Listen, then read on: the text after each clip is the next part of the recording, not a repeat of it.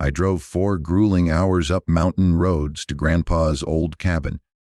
Pine sap stale coffee still lingering in the wood. New chain-link fence cuts across my access. 6 spike strips behind it. 6 spike strips still lingering in crapple. Graham by HOA vacate immediately. Boots on my pope. HOA president. Cold beer smug grin. Read the notice. This ain't your land anymore. I don't argue, nod once. Turn the truck around, drive off slow.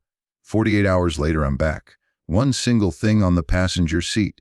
And somehow, the man who took my land is the one who ended up with nowhere to go. If this was you, what would you do in those 48 hours? Drop it below. Where are you watching from? HO come for you yet? Let me back up, because this story doesn't make sense without a little history. And history, it turns out, is exactly what saved me. My name is Garrett, and I'm a 3rd-generation owner of a 2-3-acre parcel in the Blue Ridge foothills of western North Carolina. My grandfather, a man named Eldon Marsh, bought that land in 1961 with money he saved working double shifts at a furniture mill in Linner. He didn't buy it as an investment. He bought it because he wanted somewhere quiet to breathe. He built a 1-room cabin by hand over 3 summers, hauling cinder blocks up a logging road in a pickup truck that had no business climbing that grade. My father added a 2nd room in 1987. I added a propane hookup and a decent well pump in 2019. The cabin sits at the edge of a planned community called Ridgeline Estates, one of those developments that sprouted up in the early 2000s when some developer decided that nature was more profitable as a backdrop than as a wilderness. Most of the HOA lots are newer construction, vinyl-sided, pressure-washed driveways, American flags that never get taken down in rain. My cabin predates the HOA by 4 decades. That distinction would become the hinge on which this entire story swings. Now, let me introduce you to Sterling Briggs. Sterling moved into the largest lot in Ridgeline Estates in 2018, a 4th 200-fat house he did not build, and I would later learn could barely afford. He was the kind of man who wore polo shirts to neighborhood association meetings and used words like aesthetics and property values the way a hammer uses nails on everything constantly, whether it fit or not. Mid-50s ex-middle management from some regional insurance company. The type of guy who had never had real authority in his professional life and had decided somewhere around age 52 that a homeowners association was the closest he was ever going to get to running something. Sterling became HOA board president in 2020, running unopposed because nobody else wanted the job. Classic. The first time Sterling came after me was the summer of 2021. He sent a formal HOA notice on actual letterhead with a seal, which should have been my first clue about how seriously this man took himself, informing me that my cabin's exterior lacked visual consistency with community standards. I ignored it. Then he sent a second notice with a $200 fine. I wrote back explaining politely that my property predated OA by 40 years and that under North Carolina property law, pre-existing non-conforming structures generally cannot be compelled into compliance with subsequently formed covenants. I used small words. He sent a third notice. This one included a photograph of my cabin circled in red marker like I'd submitted homework he needed to grade. My neighbor Darlene, who has lived on her lot since 2003 and has the kind of institutional memory that small communities run on, told me at her mailbox one afternoon, the air smelling like fresh-cut grass and something sweet from her kitchen window, that Sterling had tried the same routine with 3 other homeowners. 2 of them caved and paid, 1 moved. Darlene told me this the way people tell you something important, slowly making sure you're listening. He thinks the rules only work in one direction, she said, handing me a tomato from her garden. It was still warm from the vine. I should have listened harder to what she was really telling me. Because the following spring, Sterling didn't send a notice. He sent a surveyor and then a fence crew. And then, with what I can only describe as the audacity of a man who has never once faced real consequences, he filed paperwork with the HOA claiming that my driveway, a 40-foot gravel strip, had been abandoned and therefore reverted to common HOA land. Then he had spike strips installed across it. I found all of this when I arrived on a Friday evening in April after a 4-hour drive with a cooler full of food and absolutely no patience left. The crunch of those spike strips under my rear tires, the flat pop of rubber giving, is a sound I will not forget. I sat in my truck for a solid 5 minutes in the middle of that logging road, both rear tires hissing, just staring at the fence. Sterling's fence, because let's be clear, it was his fence now, not an HOA fence. I would confirm this later. Ran from the corner of his property line, diagonally across my driveway access and anchored into what was by any reasonable survey my land. It was chain link 6 feet tall, topped with that little angled arm of barbed wire that says I mean business in the language of men who are compensating for something. There was a padlock on the gate, my gate on my driveway. I got out of the truck. The evening air smelled like rain coming in over the ridge. That electric iron and pine smell that the mountains get before a storm. Frogs were starting up in the creek bed below the property. Under different circumstances, it would have been a gorgeous evening. I walked the fence line, took pictures, lots of pictures. Then I took video narrating the boundary markers I could identify, the old iron pin and the oak tree root that Eldon had set in 1961, the concrete survey marker near the road, and the clear, obvious fact that Sterling's fence crossed both of them. Then I drove back down to the main road on a flat rear tire and called a tow truck because I was not going to let anger make me do something stupid. Not yet. Here's the first thing I did, right? I did not confront Sterling that night. I know that sounds like restraint. It wasn't entirely. It was calculation. When I called my cousin Vaughn, a paralegal in Asheville, who has helped me with property questions before, he said 6 words that became my operating principle for the next 48 hours. Don't argue, document, then bury him. The next morning, I drove back up the mountain with my brother-in-law Colt, a contractor who has been doing surveying work in western North Carolina for 20 years. Colt brought his own survey equipment, a total station transit, the kind that would make Sterling's hired surveyor look like he'd been using a tape measure and a guess, and we spent 3 hours reestablishing every boundary marker on my parcel. What Colt found was clarifying. Sterling's fence didn't just nick my driveway. It encroached 14.3 ft into my property at its deepest point. The spike strips, 6 of them, the commercial, grade, kind that trucking companies use for lot security, were buried in my gravel on my land, which means Sterling had committed what the law calls trespass to land and, more critically, conversion of property, the legal term for when someone exercises control over your stuff as if it's theirs. The spike strips themselves, because they damaged my vehicle, opened a door to a civil claim for property damage. Takeaway: documenting encroachment with a licensed survey before confrontation turns a neighbor dispute into a legal case. I also called the county recorder's office that morning. I wanted to see exactly what paperwork Sterling had filed. The clerk, a woman named Ms. Bird, who sounded like she had heard everything, pulled the filing for me. It was a notice of adverse claim to common area driveway access, a document Sterling had apparently drafted himself or had someone draft for him and filed with the HOA rather than with the county. He had also sent a copy to the county recorder, but it had been received and stamped, not recorded. There's a meaningful difference. This isn't a deed, Ms. Bird told me. This is a piece of paper someone mailed us.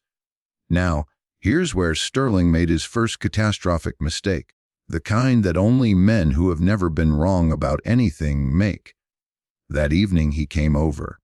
He walked across the fence line, through the gate that he had padlocked using a key he had onto my property where Colt and I were still working, and he told me in front of Colt in a voice that was loud enough for the birds to hear that I needed to accept the new arrangement, and that, if I made trouble, he would have the HOA fine me into foreclosure.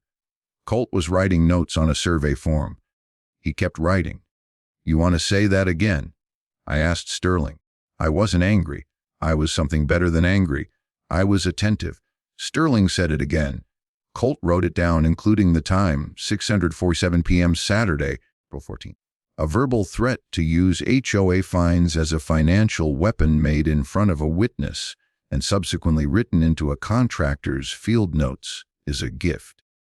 I didn't know yet exactly what I was going to do with it, but I kept it. Sterling went back through his gate, clicked the padlock, and I heard him whistle as he walked away, confident. That whistle was the sound of a man who had never lost. I took a picture of the padlock. Monday morning, I called an attorney, not a general practice guy. I specifically wanted a real property attorney with HOA litigation experience, the kind of lawyer who gets a certain gleam when they hear the words adverse claim and pre-existing parcel. I found her through a referral from Colt, a woman named Philippa Holt based in Asheville, who had been practicing property law for 19 years and had a framed cross stitch on her office wall that read, "Possession is 90 or 10 of the law.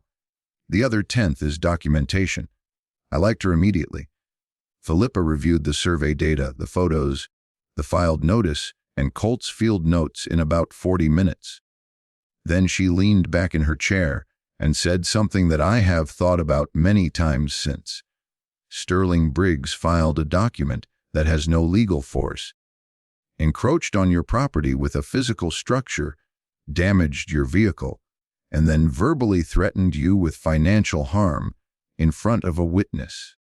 He has handed you a personal injury claim, a trespass claim, a conversion claim, and potentially a claim under North Carolina's Unfair and Deceptive Trade Practices statute if we can show the HOA acted in concert with him. She paused. "Does he have money?" I told her I didn't know. She said we'd find out. Here's the second legal financial trick Sterling didn't know I had access to: public records on HOA finances and individual homeowner lien history in North Carolina. HOA financial records, including liens filed against member properties, are accessible through the county recorder, and if the HOA is incorporated, through the Secretary of State's business filings. Philippa sent a paralegal to pull Sterling's full lien history within 24 hours. What came back was illuminating. Sterling had 2 HOA assessment liens against his own property, meaning he was behind on his own HOA dues, not by a little. By 11 months, the HOA had filed the liens quietly, presumably because Sterling was the board president and had some degree of control over how aggressively they were pursued. But the liens existed. They were public, and they meant something very specific under North Carolina HOA law. A board president who is delinquent on assessments is in most HOA bylaws ineligible to hold office. Takeaway: OA financial records and lien filings are public. A delinquent board president may be legally disqualified from their position under the association's own bylaws. Meanwhile, back at the cabin, things were escalating.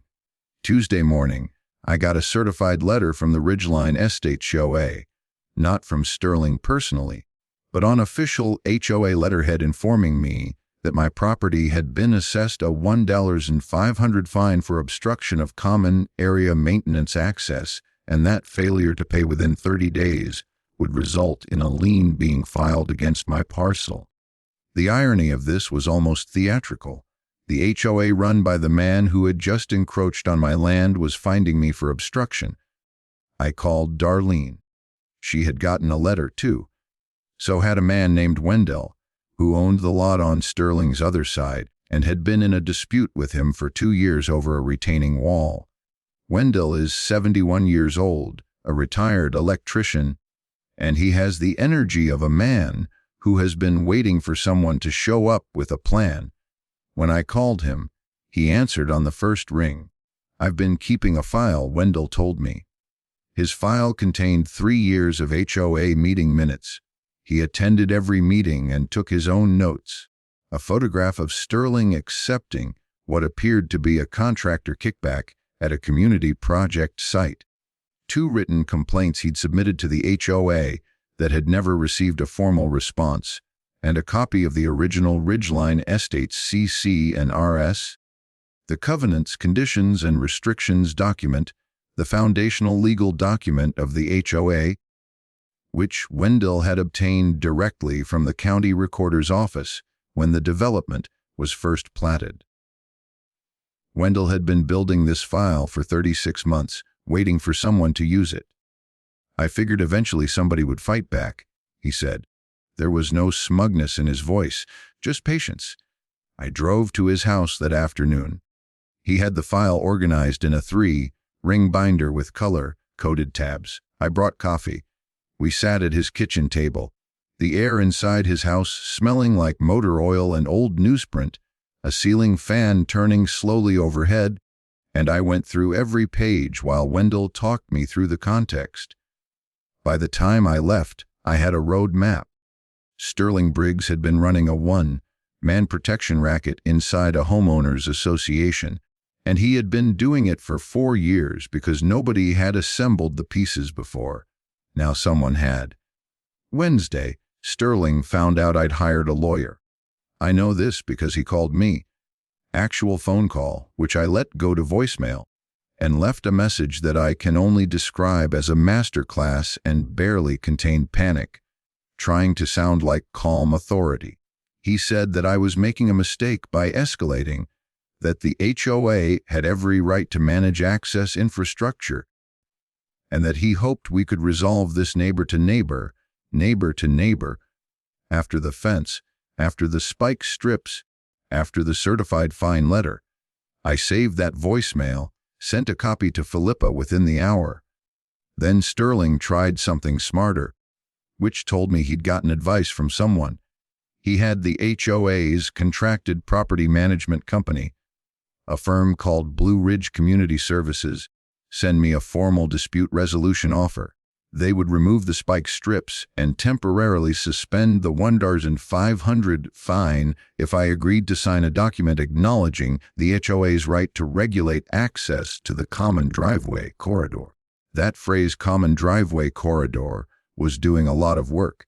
If I signed it, I would be acknowledging that my driveway was HOA common area, which it wasn't, which it never had been. My driveway existed before the HOA existed. Philippa took one look at the offer and called it a waiver dressed as a settlement. She wrote back declining it and attaching our survey data, Colts Field notes, a formal notice of the trespass and conversion claims, and a demand for the fence and spike strips to be removed within 72 hours, or we would seek an emergency injunction. Sterling's response was to call an emergency HOA board meeting. Here's where Darlene becomes important again. The Ridgeline Estates HOA bylaws required that any emergency board meeting be noticed to all homeowners at least 48 hours in advance, and the notice had to be posted at the community mailbox cluster as well as distributed by email. Sterling sent an email at 11 p.m. on Wednesday night, which arguably satisfied the electronic notice requirement, but he did not post at the mailbox cluster. Darlene noticed. She called me at 7 a.m. Thursday. There's no notice on the board.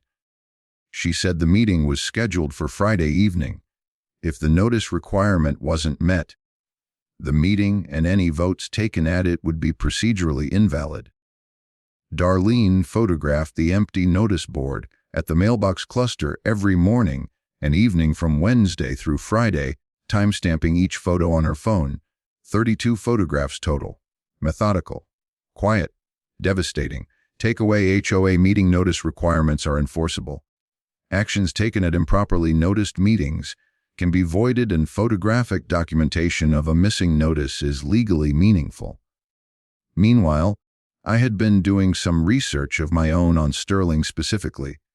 Public records in North Carolina include not just property liens, but also civil court filings. And when I ran Sterling Briggs through the Buncombe County Civil Court Index, I found something that Philippa called the cherry on top. Sterling had been sued 3 years earlier by his former employer, the insurance company he'd worked for before moving to Ridgeline Estates, for breach of a non-compete agreement. The case had settled confidentially, but the initial filing described the underlying allegations in enough detail to establish a pattern. Sterling had taken client lists, diverted business, and then used the settlement money combined with a refinanced mortgage on his Ridgeline Estates property to fund the lifestyle he was now living. His mortgage, I learned from public records, was underwater. He owed more on his house than it was worth. The 2 unpaid HOA assessment liens were small compared to the broader picture. Sterling Briggs was broke, operating on borrowed credibility, and the HOA board presidency was the only throne he had left. That context changed how I thought about him. Not sympathetically, he'd blown past the point where I felt sympathy, but strategically, a man with nothing left to lose is dangerous. A man who is terrified of losing the one thing he still has is predictable. I knew what Sterling was going to do next before he did it. He was going to try to make me look like the problem.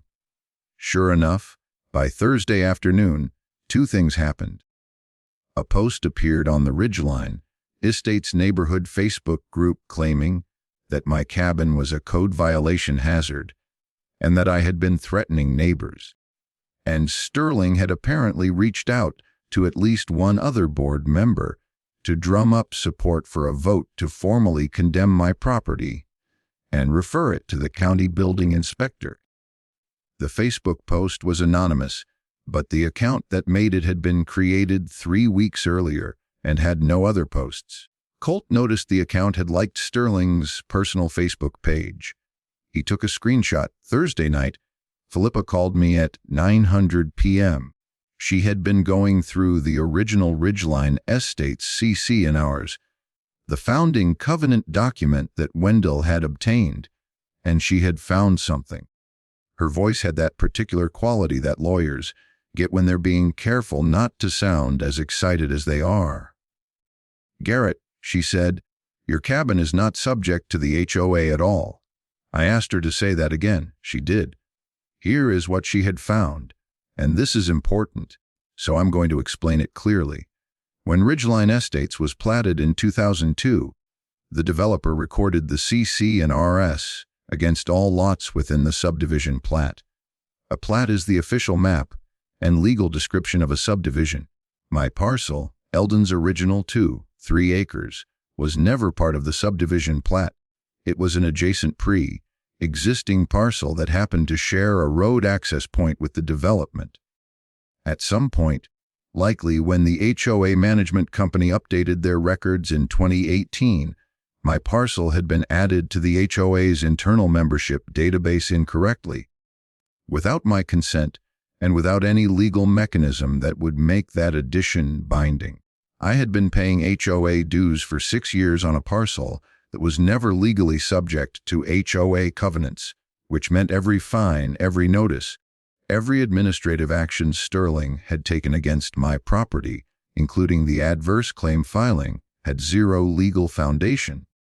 More than that, Sterling's fence, which he had partially justified in the adverse claim notice by referencing HOA authority over common corridor access, lost its only colorable legal basis the moment the HOA's jurisdiction over my parcel collapsed. There was no common corridor.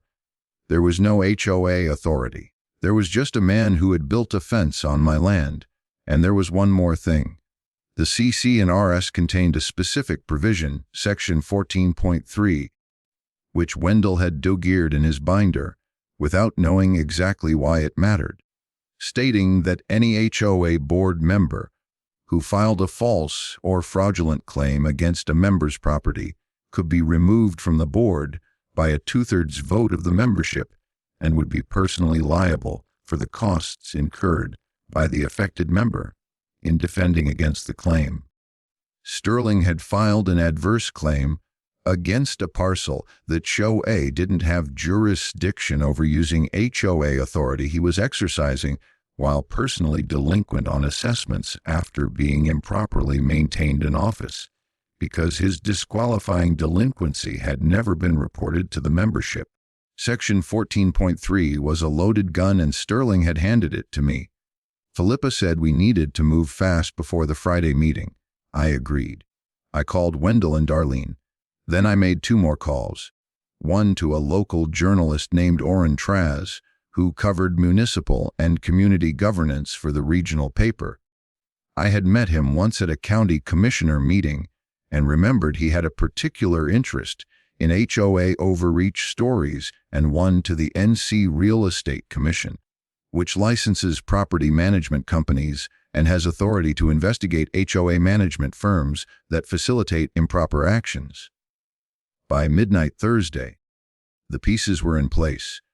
Sterling was going to walk into a Friday evening meeting, thinking he was consolidating power. He had no idea he was walking into the last room he'd ever preside over. Friday morning felt different from the moment I woke up. I was staying at a motel in the valley.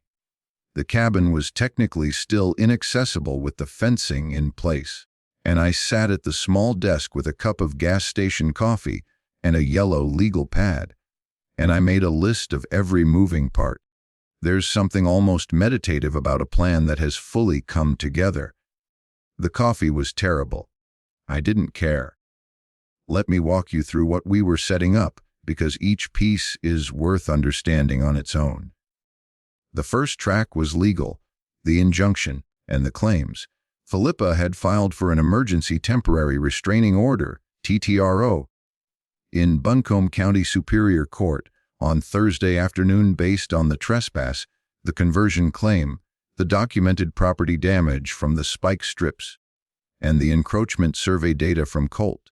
A TTRO in a property trespass case can be granted on an expedited basis when there's documented ongoing physical interference with the plaintiff's property rights. The judge had reviewed the filing and set a hearing for Friday afternoon before the HOA meeting. Philippa had also attached a motion to void the adverse claim filing as legally baseless. If the TTRO was granted, Sterling would be legally required to remove the fence and spike strips before the HOA meeting even started. Takeaway: an emergency TTRO for property trespass can be filed and granted within 24 to 48 hours when physical encroachment is documented with surveyed data and photographs. The second track was the HOA itself. Philippa had drafted a formal notice sent by certified mail Thursday afternoon and also delivered in person by Wendell to every homeowner on his block, informing the membership of Sterling's delinquent assessment status, his legal disqualification from the board presidency, and the improperly noticed emergency meeting.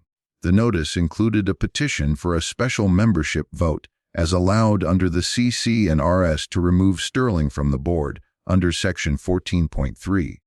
By Friday morning, Wendell had signatures from 14 homeowners, more than enough for the 2/3 threshold on a removal vote. The third track was the property management company.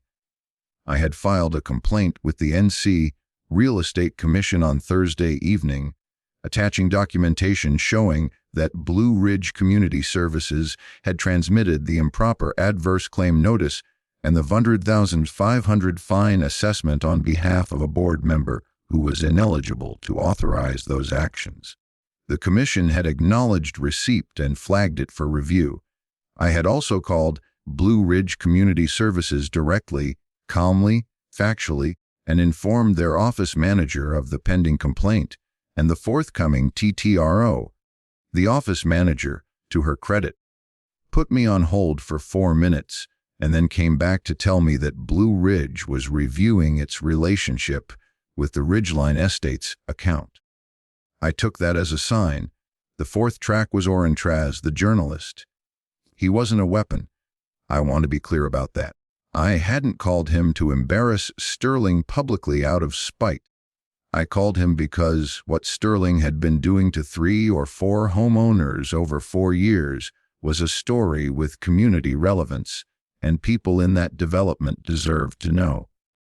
Oren had agreed to come to the HOA meeting as a member of the press covering a matter of public interest. He would be there with a notebook and a camera.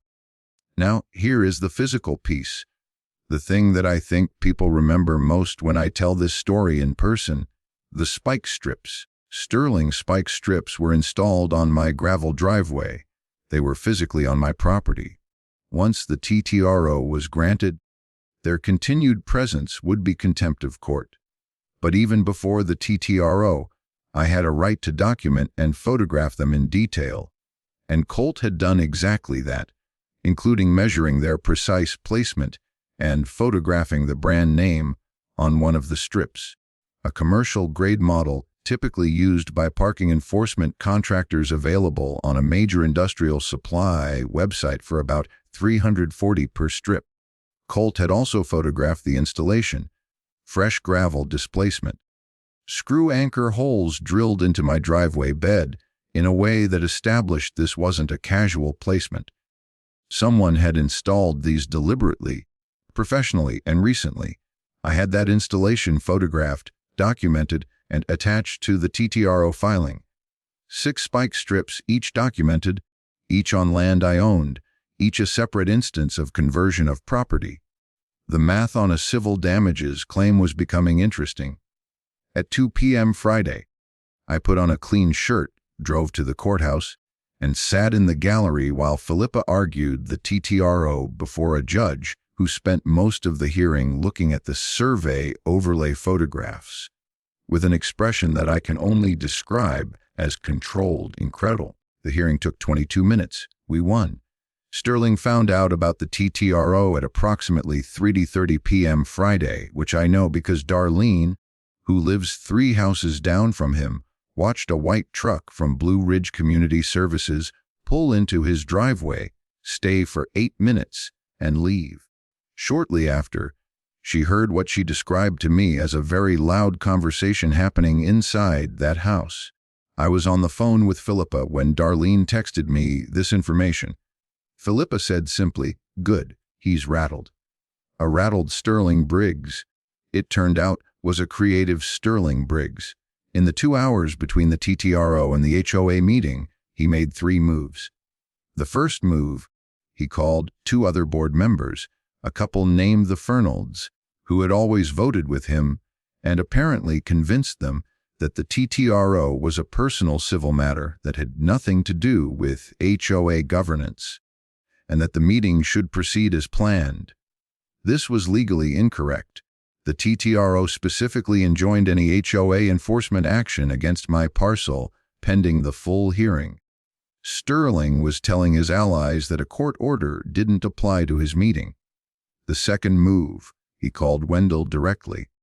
I learned this from Wendell himself, who recounted the conversation with the serene satisfaction of a man who has been waiting for this exact phone call for 3 years. Sterling apparently offered to drop the whole thing if Wendell withdrew the Section 14.3 removal petition and convinced me to agree to a mutual non-disparagement clause. Wendell told him he needed to think about it. Then Wendell called me and laughed for about 45 seconds. "He's offering peace terms," Wendell said. "That's not what people do when they think they're winning." The third move was the most revealing and the most reckless. Sterling contacted the county building inspector's office Friday afternoon and filed a complaint alleging that my cabin had unpermitted construction and posed a safety hazard. He did this, I believe, hoping that a building inspection notice would muddy the legal waters and give him something to point to at the meeting. What he didn't know, because he hadn't done the research, was that my father had pulled proper permits for the 1987 edition. I had copies. My propane hookup had been permitted in 2019. I had that paperwork too. Every modification to that cabin had been done by the book, because Eldon Marsh had raised a family that did things by the book, and that ethic had been passed down. The building inspector's office called me Friday afternoon to schedule an inspection. I told them I would welcome it. I sent them the permit documentation within the hour. The deputy inspector I spoke with, a practical-sounding woman named Ms. Holloway, said, "Okay, well, it sounds like your records are in order. We'll close this out." Another door Sterling thought he'd open turned out to be a wall. By 6:00 p.m., the sun was cutting low through the ridge line, casting that long amber light over the blue ridge that makes everything look like a painting. I drove up toward the community center where the HOA meeting was held, a converted barn that smelled like cedar and old folding chairs, and parked next to Orrin Trass's car. He had his recorder out already, testing the battery. Wendell was standing outside the door with his 3-ring binder under his arm, wearing a freshly pressed shirt. When he saw me, he nodded once. Darlene was already inside, saving seats. I stood outside for a moment and looked up at the ridge. Up there, behind the tree, was my cabin, Eldon's cabin. The air was cool and smelled like wood smoke from somewhere up the hollow. A whippoorwill was calling in the early dark. 48 hours earlier, I had driven up that road and blown 2 tires on a man's spite. Tonight, I was going to walk into that room and end his tenure. I opened the door. The community center was fuller than usual. Word had gotten around the certified letters, Wendell's petition, Orrin's presence, and there were maybe 40 people in folding chairs, instead of the usual 12. Sterling was at the front of the room behind a folding table in a polo shirt with a gavel and a printed agenda. His jaw was tight. His eyes found me the moment I walked in. He picked up the gavel. I sat down next to Darlene. She passed me a butterscotch candy, the kind she always kept in her coat pocket. I unwrapped it as quietly as I could. "Let's get started," I thought. Sterling called the meeting to order at 6:15 p.m. with what I can only describe as theatrical composure, the performance of a man who believes that if he acts like nothing is wrong, nothing will be wrong. He moved to call roll and establish quorum. Wendell immediately raised his hand. "Point of order," Wendell said. "Before we begin, this meeting was not properly noticed under Article 7 of the bylaws. The physical posting requirement at the mailbox cluster was not fulfilled. I have 32 time-stamped photographs documenting the absence of a notice from Wednesday through this afternoon. I am formally objecting to this meeting's validity and requesting it be adjourned." Sterling's response was smooth. "I'll give him that." He said the email notice had been timely sent and that in the modern era, electronic notice had superseded physical posting. He cited no authority for this interpretation. There was no citation because none existed. Philippa, who had joined us by phone and whose voice was now coming through a small Bluetooth speaker, I placed on the seat beside me, which, yes, got some looks, said clearly into the room. The bylaws do not contain a substitution clause for electronic versus physical notice. Both are required. This is an improperly noticed meeting. Sterling said that outside legal counsel was not a recognized participant in board proceedings. Philippa said that as legal counsel for a member challenging the validity of the proceedings, she had a right to be heard on procedural matters. She cited the specific subsection of the NC Nonprofit Corporation Act that governs HOA meeting procedures. The Fernalds at Sterling's side exchanged a glance. Sterling moved to table Wendell's objection and proceed with the agenda. He called for a show of hands from the board. The Fernalds raised theirs. It was 3-0. He moved on. This was Philippa had told me beforehand exactly what we hoped he would do. Any action taken at this meeting, any vote, any resolution, any enforcement motion would be procedurally voidable precisely because he had overruled a documented procedural objection. He was building our appeal for us in real time. Sterling moved through 2 agenda items quickly, both of them designed to formally ratify his adverse claim against my property and authorize a lien filing. He called for board votes. The Fernolds complied. Wendell voted no on both. Then Sterling made his play. He introduced a new agenda item, not on the distributed agenda, entitled Emergency Community Standards Enforcement, Parcel 7B. Parcel 7B was my cabin. He proposed an emergency resolution directing the HOA's management company to initiate county code enforcement proceedings against my property and to place a lien on my parcel for unpaid fines totaling $4,200. The original funded 500 plus new fines he was apparently inventing in real time. That's when I stood up. "Mr. Briggs," I said, "I'd like to note for the record that you are currently subject to a temporary restraining order entered this afternoon by Buncombe County Superior Court, enjoining any HOA enforcement action against my parcel. Proceeding with this vote would constitute contempt of court. Additionally, I'd like to note that under Section 14.3 of these CCNRs, you are personally liable for costs incurred by a member in defending against a fraudulent HOA claim, and I have incurred substantial costs. I also want to note that you are 11 months delinquent on your own HOA assessments, which under Article 4, Section 2 of the bylaws renders you ineligible to hold board office. We have the lien records." The room was very quiet. I set a copy of the TTRO on the table in front of him. Colt had printed it on bright white paper. It landed with a small, clean sound. "I also have a petition here signed by 14 homeowners calling for a removal vote under Section 14.3, Wendell said from his seat, holding up his binder. "That's 23% of the membership. The threshold for a special vote is 15%. Sterling's composure lasted about 4 more seconds. Then it didn't. He said several things that I won't repeat in full, but they included the phrase, "This is my association," which Orrin Traz, in the second row, wrote down and later quoted directly in his article. The Fernolds stood up and quietly moved their chairs away from Sterling's side of the table. Not dramatically, just away. Mrs. Fernald said softly, "Selling, stop." He didn't stop immediately, but he slowed. And somewhere in that moment, the cedar smell of that old barn, 40 people watching in silence, a journalist's pen moving, Sterling Briggs understood that the game had changed. Here is the image I want you to hold in your mind.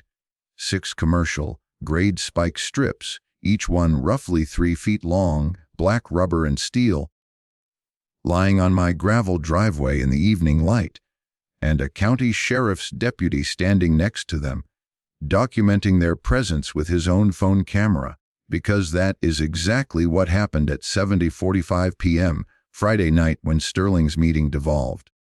And it devolved quickly after Wendell presented the petition, and Philippa's voice explained again that any vote taken tonight was procedurally voidable, and that Sterling was potentially in contempt of an active court order. Sterling did something that I genuinely did not fully anticipate. He adjourned the meeting, not gracefully. He picked up the gavel, said, "This meeting is adjourned," and walked out. He walked out past 40 homeowners, past Orrin Traz and his recorder. He got into his car and drove up the hill toward my cabin, toward the fence. Wendell grabbed my arm. "Don't go up there alone." I called the Buncombe County Sheriff's non-emergency line. I explained that I had an active TTRO, that the respondent had just left a meeting under adversarial circumstances, and that I had reason to believe he might attempt to interfere with my property in violation of the court order. The dispatcher connected me to a deputy who was 20 minutes out. I stayed at the community center with Wendell and Darlene and Colt, and we waited. The deputy, a composed, unhurried man named Deputy Holcomb, arrived at the cabin road at 7:40 p.m. I drove up with him. Sterling's car was there.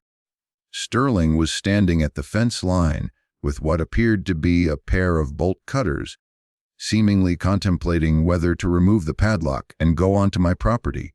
He had not done so yet. He was just standing there. Deputy Holcomb pulled up, stepped out, and approached Sterling with the calm of a man who has seen every flavor of neighborhood dispute and is not impressed by any of them. He asked Sterling to identify himself. Sterling did. Deputy Halcombe had the TTRO number. Dispatch had already pulled it. He read Sterling the relevant provision. Respondent is hereby enjoined from any further physical entry upon construction on or interference with plaintiff's described parcel pending hearing. Sterling said the TTRO was under appeal. It was not under appeal. Deputy Halcombe explained this. Then he asked Sterling to step back from the fence. This is the moment. This is the image I promised you. Sterling Briggs, polo shirt, bolt cutters in hand, standing on a gravel road in the Blue Ridge dark.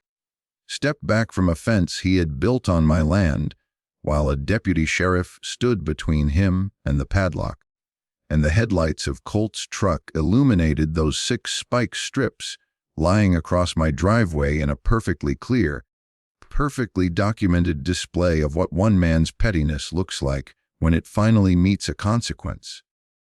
Orrin Traz had followed us up the road. He took a photograph.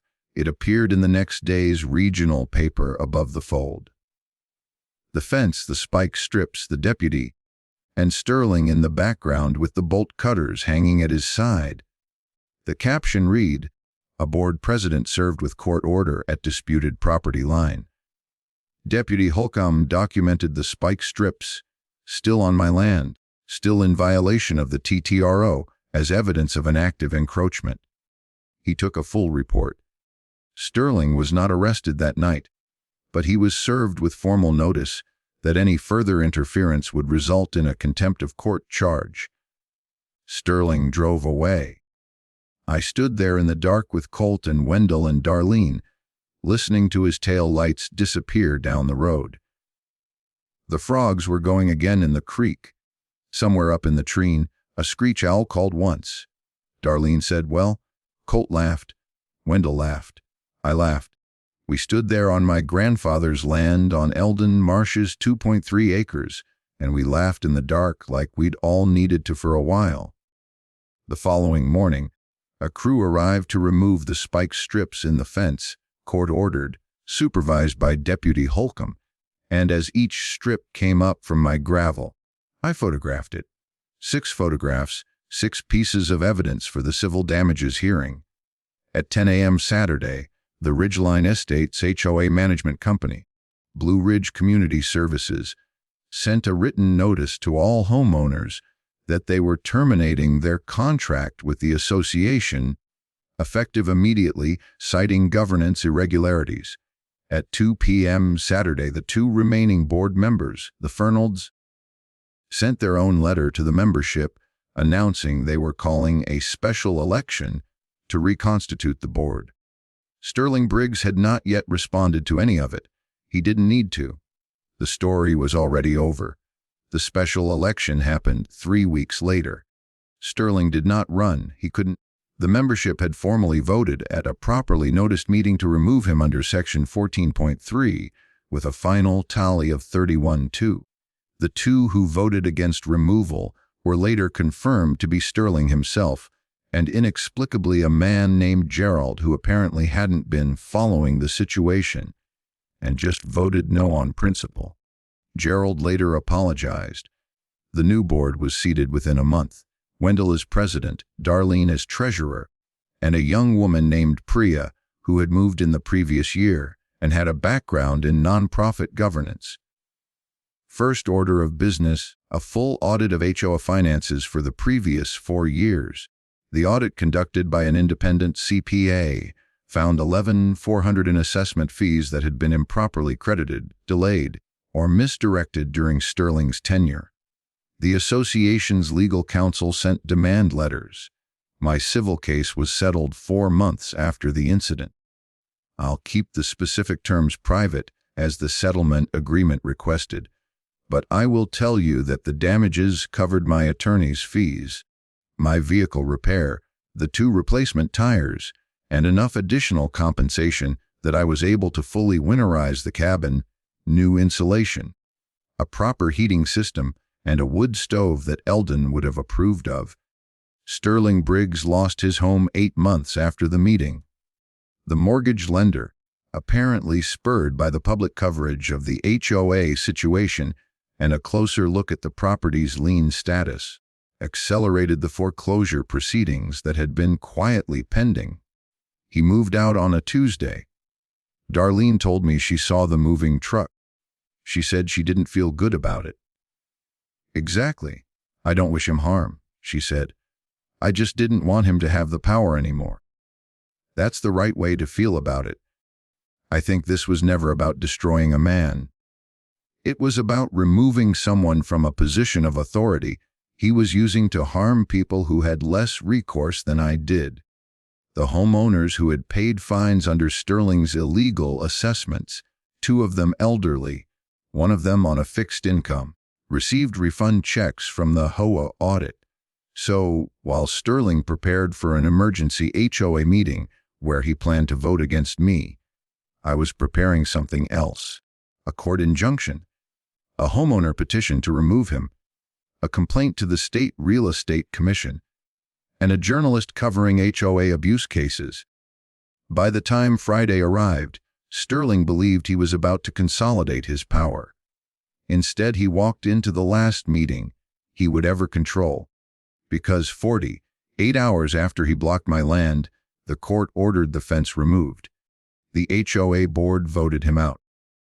And the man who tried to steal my grandfather's driveway suddenly found himself drowning in legal bills he couldn't afford.